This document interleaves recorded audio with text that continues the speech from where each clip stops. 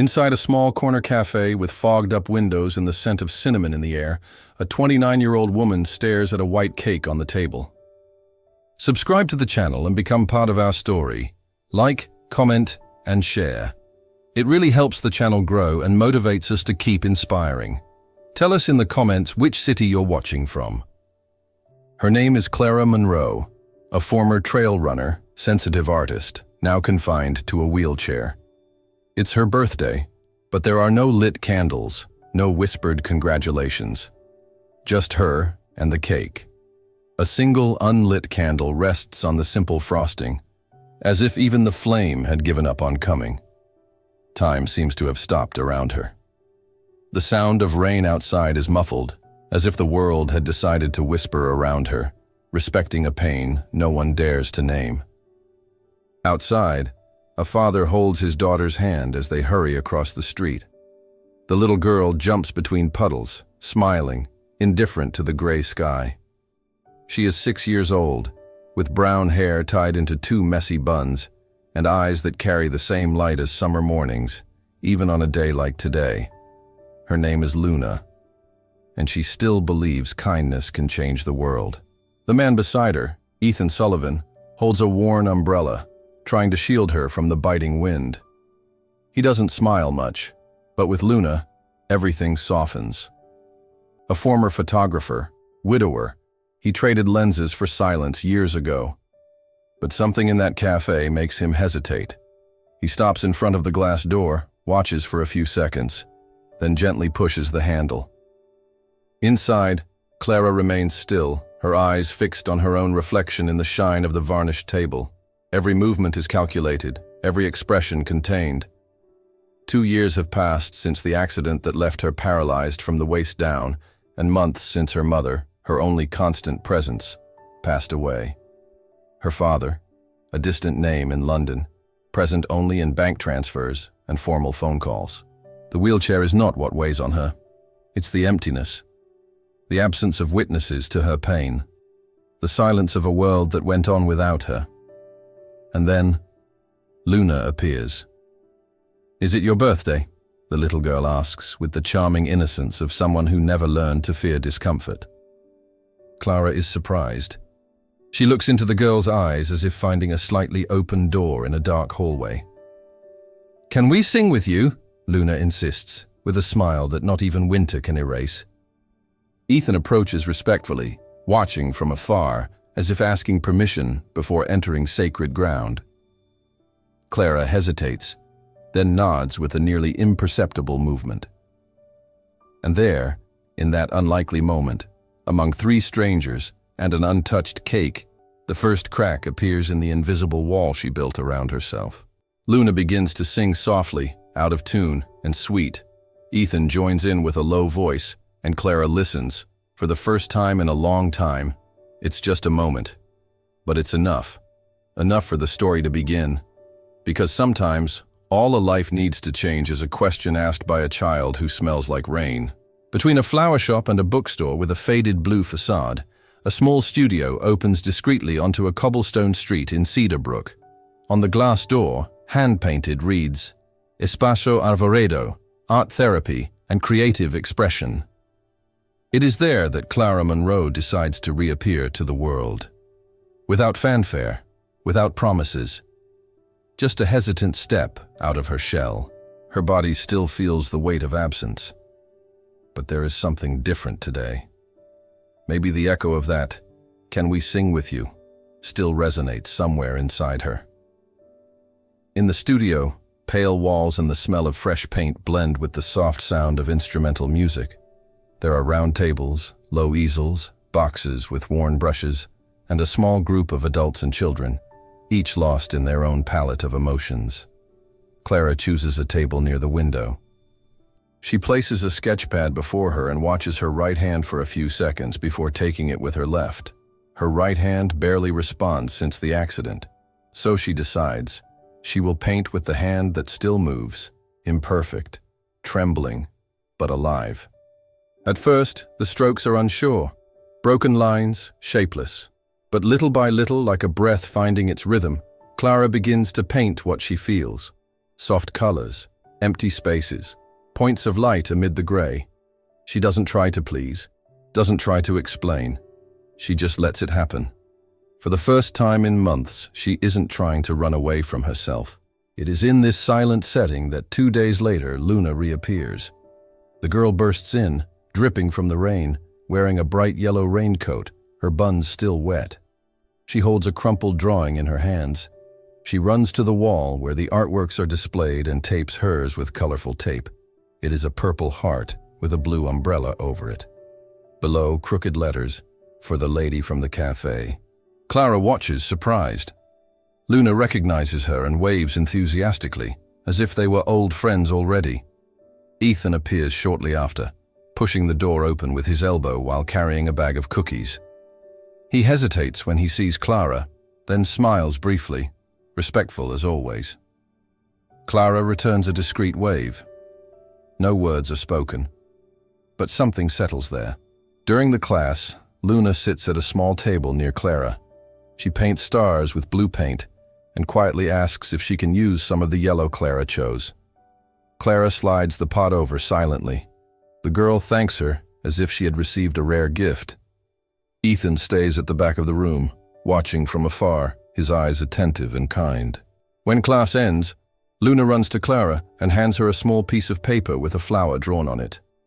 "It's for you, because you look like someone who likes beautiful things." Clara smiles, unsure what to say. She thanks with her eyes. As she leaves, Ethan approaches slowly. His gaze is not that of someone trying to invade.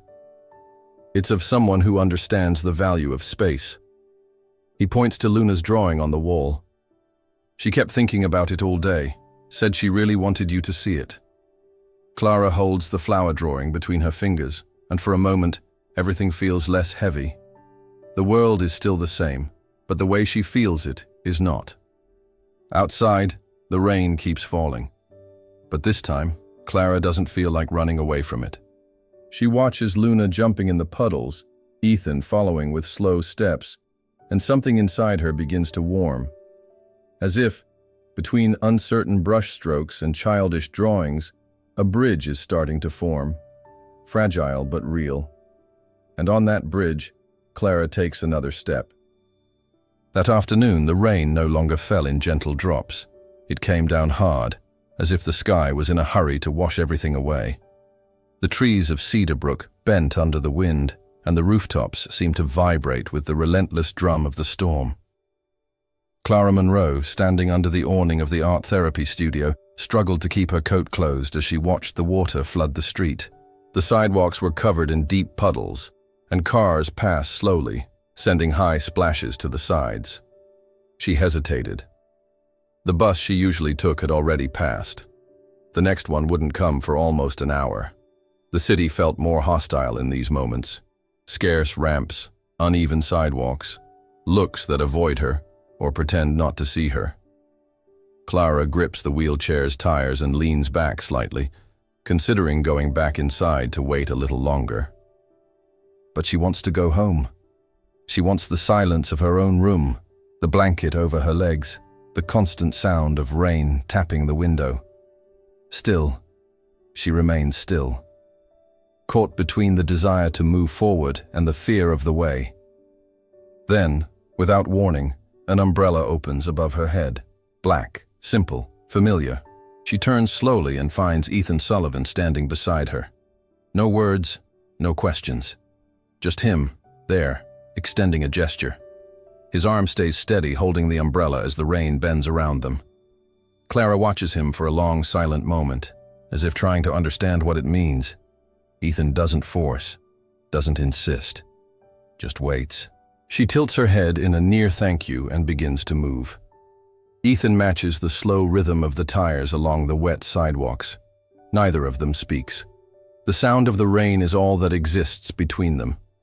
When they reach a tougher spot, Ethan moves ahead, lightly holds the side of the chair, not intruding, not making the gesture heroic, just supporting.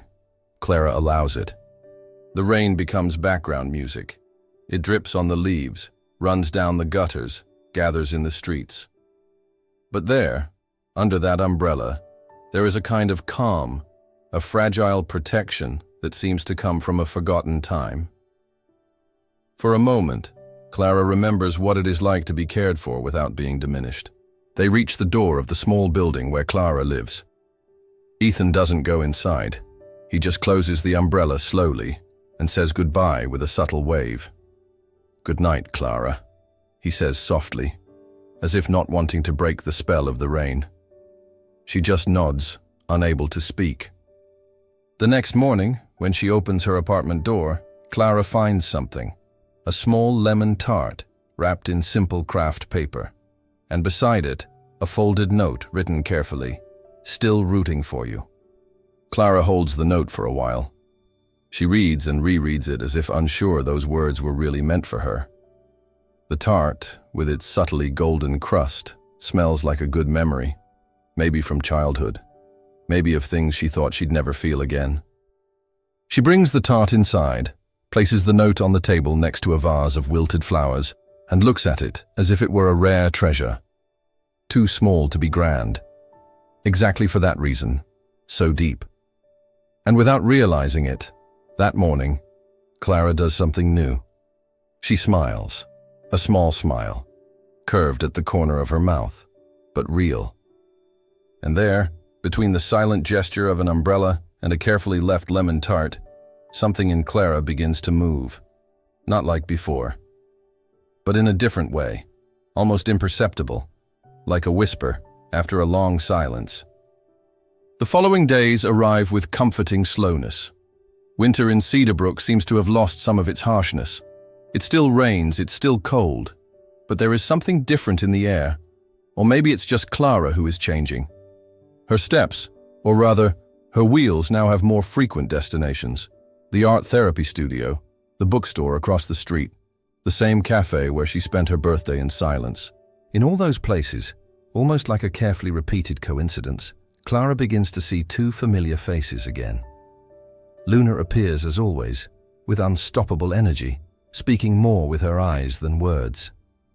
She likes to sit next to Clara in class, lend her paints, show drawings without asking for approval.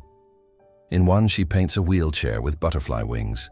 When Clara asks what it is, Luna answers with the naturalness of someone who sees the world without layers. "It's so you can fly whenever you want."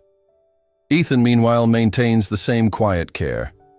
He watches from afar, participates little in the classes, but he's always there. If Luna forgets her apron, he goes back to get it.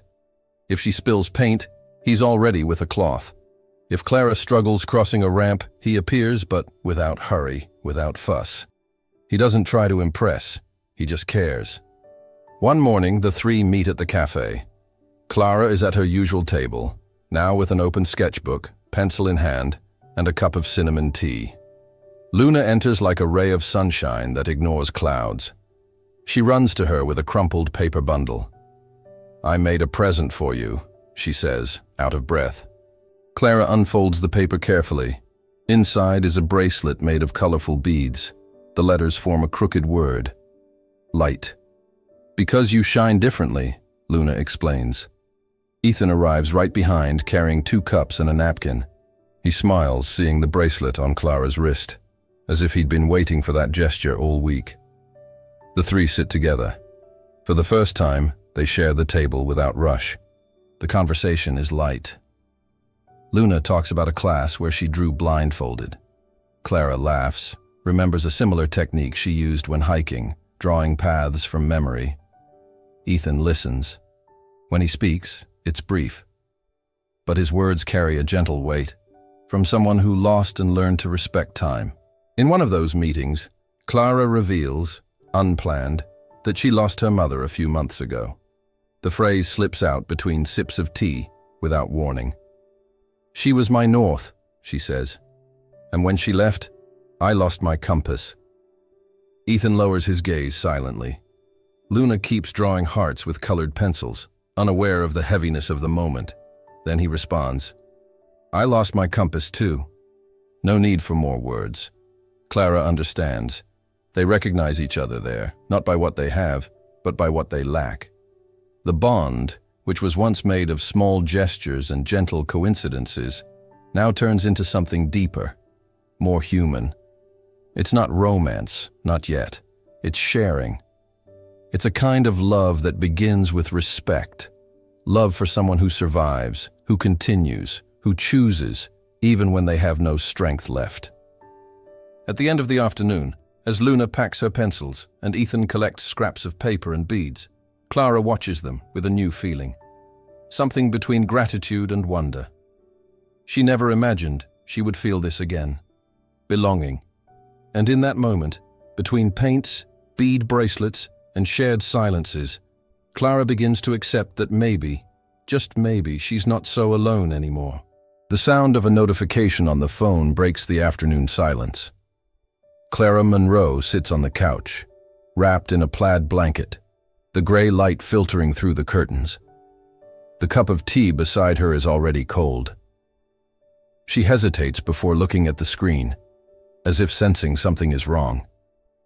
A message from a studio colleague. "I'm sorry about that cruel article.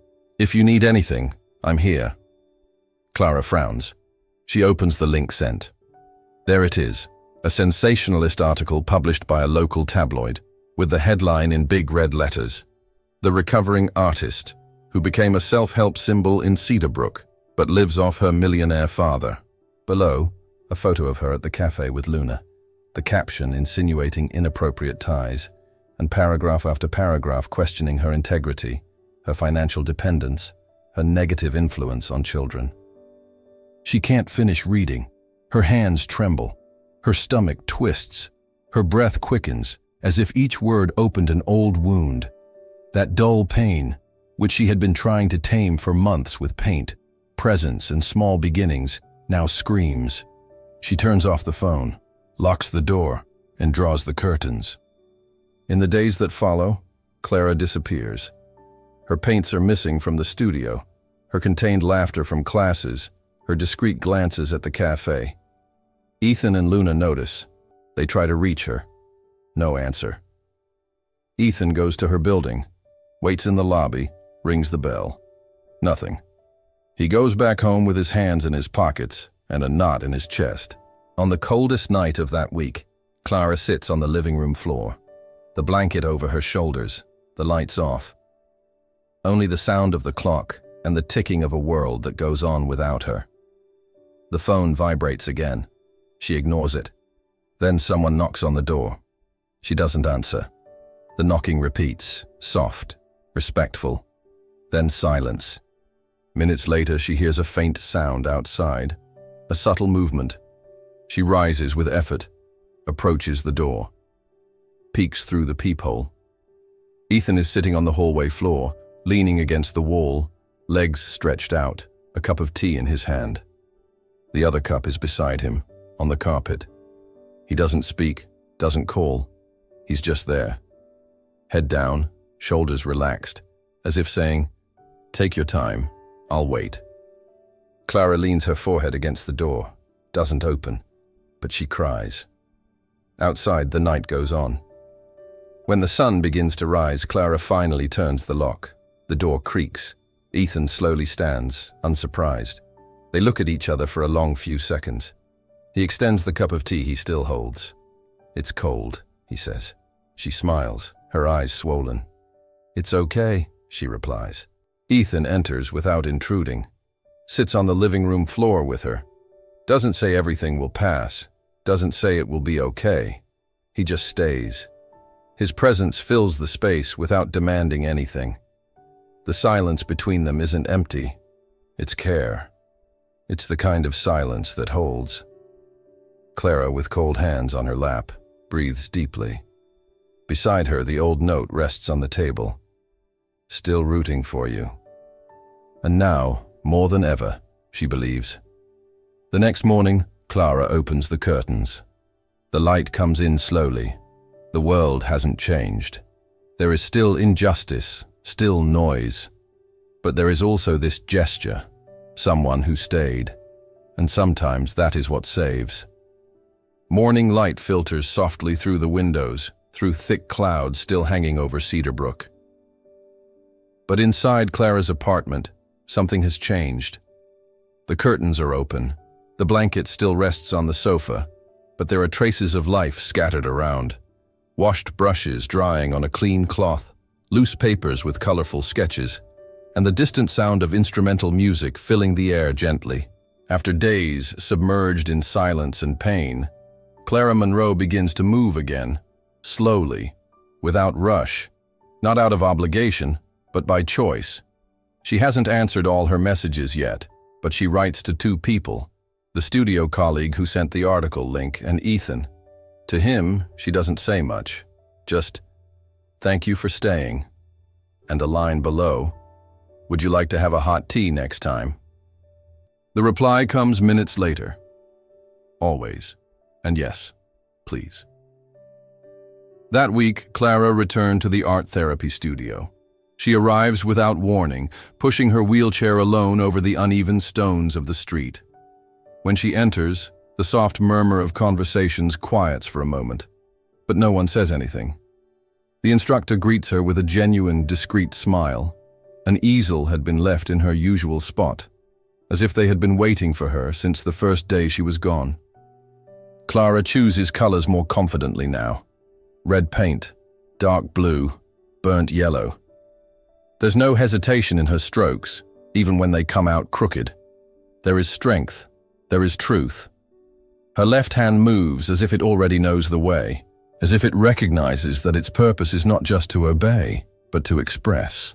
At the end of the class, Luna runs up to her with a package wrapped in gift paper, decorated with little star stickers. She is radiant. "I made it with Daddy. It's for when you want to hang something important." Clara unwraps the package. Inside is a simple wooden frame, handmade, with small imperfections that make it unique. On the back, a message written in adult handwriting. Beauty is not symmetry, it is sincerity. She holds the frame as if holding a piece of solid ground. Ethan, behind her, watches without approaching. He doesn't want to steal the moment. But when she lifts her eyes and meets his gaze, there is something there. A kind of silent recognition, as if they are saying to each other, "We are here." The following days are different. Clara returns to the cafe, resumes her place at the bookstore, and most significantly, goes back to teaching at the art therapy center. The children receive her naturally. To them, Clara was never an absence. She was always someone who paints, smiles, listens. Luna starts accompanying her some afternoons, bringing drawings, color suggestions, and animal-shaped cookies. One afternoon, Clara holds a thin brush and watches Luna paint stars on black paper. "Why stars?" she asks. "Because even when everything is dark, they appear." Clara smiles. She understands. At the end of class, Ethan comes to pick up his daughter. He finds Clara sitting on the floor with two children around her, all laughing at something only they understand. He leans against the door, unhurried, not needing to be noticed. But Clara notices. She nods. That night, at home, Clara hangs the frame made by Luna and Ethan on the wall beside her desk. Inside it, a new painting, an open field, vibrant colors, and a swirling sky. And in the corner, signed for the first time in a long time, Clara M. Monroe. She looks at her own signature for a while. There is something definitive about it, as if saying, "I am coming back." Not to what she was before, but to what she can be now. And for the first time in a long time, that is enough. The sky over Cedarbrook dawns clearer that Saturday, with scattered clouds and a gentle breeze running through the city streets. Clara arrives early at the cafe, as she has been doing in recent weeks. She brings a new sketchbook, some notes for the next class at the community center, and a calmness she hasn't felt in a long time. She chooses a table near the window, orders her usual tea, and watches the street activity while absent-mindedly drawing a window with floral curtains and plants on the sill. Luna arrives shortly after, running, cheeks flushed, smiling widely. She comes to Clara's table and hugs her naturally. Ethan appears soon after, waving from afar with a serene expression. Everything seems peaceful. But then, the doorbell rings again. Clara looks up and feels her body stiffen. Richard Monroe, her father. Tall, rigid posture, sharply tailored jacket, cold eyes scanning the cafe like he's evaluating a scene from an uncomfortable play. He sees her, walks firmly toward her, ignoring the looks around. Clara takes a deep breath, closing her sketchbook slowly. Luna, sensing the tension, moves back near Ethan. "Clara," he says, without any affectionate greeting. "May I sit?" She gives a brief nod. He pulls the chair as if entering a meeting. He doesn't look at her sketchbook or ask how she is. "I heard you're getting involved with a child." And her father. Clara grips her cup of tea firmly. His tone is the same as always, judgment disguised as concern. But now she is no longer the one who listens silently. "They are my friends," she replies firmly. "And they have been my family when you chose not to be." Richard sighs, as if expecting exactly that kind of answer. He leans slightly over the table. "You expose yourself too much, Clara. You've suffered enough, don't you think? Don't you think you're clinging out of need? That girl isn't your daughter." Clara looks him in the eye. She feels the old weight of his words, cold, calculated, sharp as always. But this time something inside her stands tall and steady. She is more mine than you ever were. And no, I'm not clinging out of need. I'm choosing. For the first time, I'm choosing what makes me well. The silence between them settles like a fog.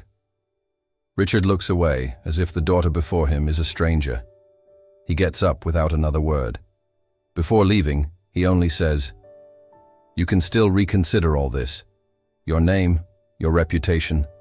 There's still time." Clara watches him walk away. There is no anger on her face. There is relief, a painful relief, but necessary. As if finally, she put an end to a sentence that suffocated her for years. Ethan approaches slowly, Luna beside him holding a star-shaped cookie. They don't ask what happened. They just sit down. Ethan puts his hand gently over hers, saying nothing. Clara holds the touch for a long moment, then smiles at Luna. "Can I eat this cookie with you?" Luna offers half and says, "The sugary part is the best." Clara bites slowly, the sweet taste dissolving in her mouth like a reminder that life, even with wounds, can still offer sweetness.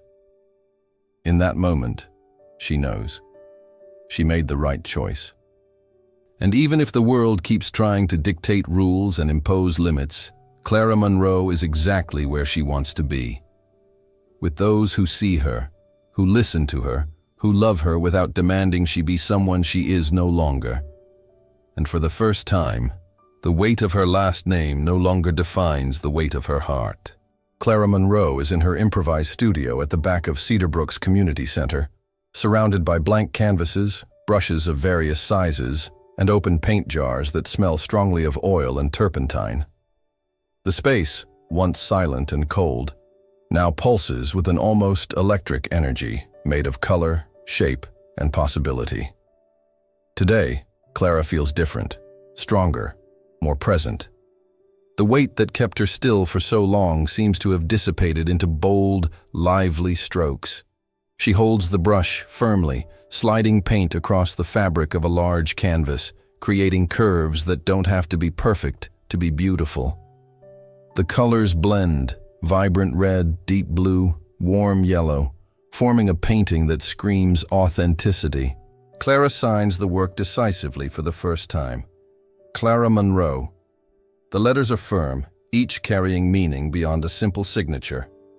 As she paints, she feels Ethan's gaze behind her, silent and attentive, like a discreet guardian. He never interferes, doesn't try to correct, only offers his calm presence, a support that demands nothing, but that deep down says everything.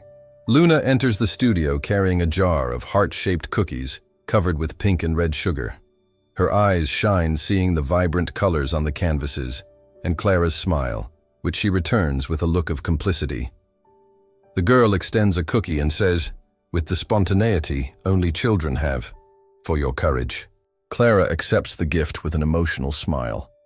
She brings the cookie to her mouth, feeling the sweetness explode in contrast with the strong smell of paint and turpentine. Between brushstrokes and quiet laughter, Clara speaks for the first time about the flaws that haunted her for years, about the falls that left her without ground, about the fears that made her hide the truth. She says she still feels fear, but no longer wants to be dominated by it. "I'm no longer afraid of my own failures," she declares, looking at Ethan sincerely. He smiles, and in that smile there is acceptance and silent pride. Luna, sitting on the floor, draws hearts with colored pencils. Suddenly, she stands, runs to Clara, and places another cookie in her hand. "One more," she says, "so you can keep being brave." The bond between them strengthens in that moment, woven from small actions that say more than words ever could. It is a family built outside the usual patterns, made of respect, love, and freedom. Clara looks at her paintings scattered throughout the studio and feels a peace she hasn't known in a long time. She knows the road ahead is still long and that difficult days will come, but she is ready to face them with what she has learned. That beauty lies not in perfection, but in the sincerity of the gesture, in the courage to show oneself. She stretches her arms out as if embracing the world and all it has to offer. Luna throws herself into Ethan's arms, who watches her with a calm smile.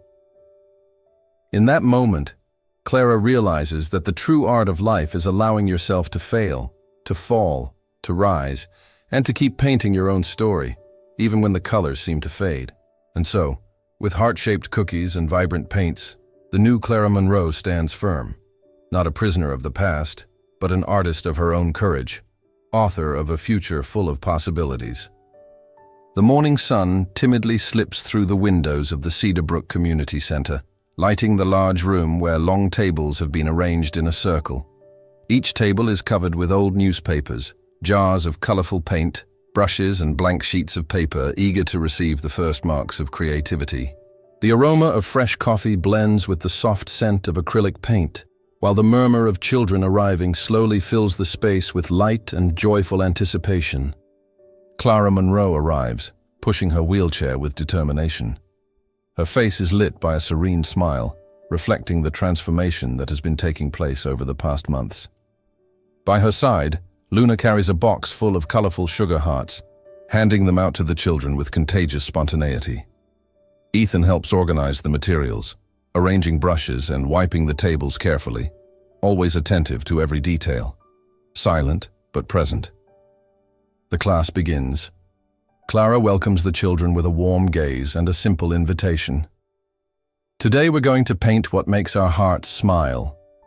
Small hands dive into the paints, smiles spread, and soon the room transforms into a sea of colors and unexpected shapes.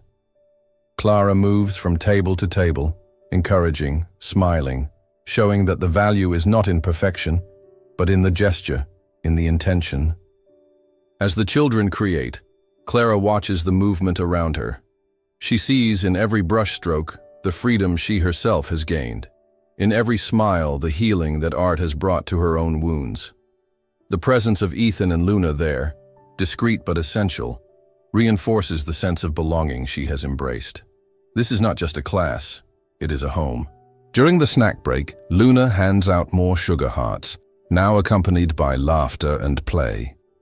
Clara sits for a moment, breathes deeply, and allows herself to feel the warmth of this new family that has formed.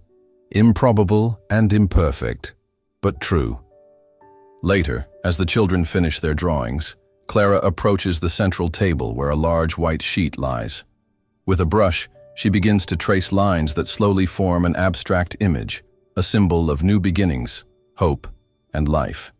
Ethan watches beside her, his eyes shining with quiet emotion, and Luna holds her hand. The image gains color, movement, and life.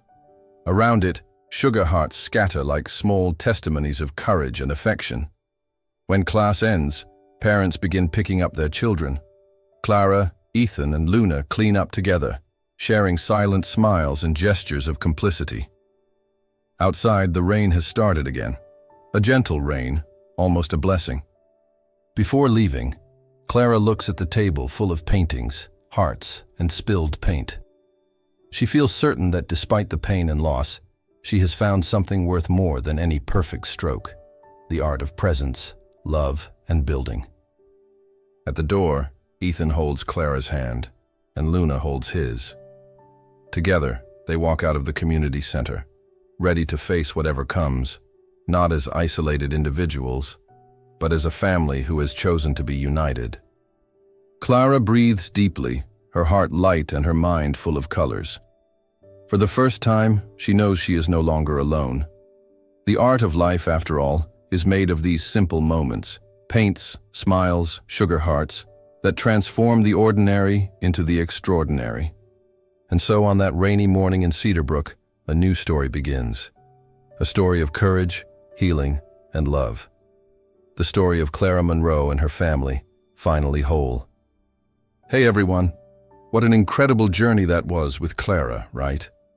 A story that proves that even on the grayest, rainiest days, we can find color, affection, and a new beginning, all painted with strokes of courage and a touch of heart.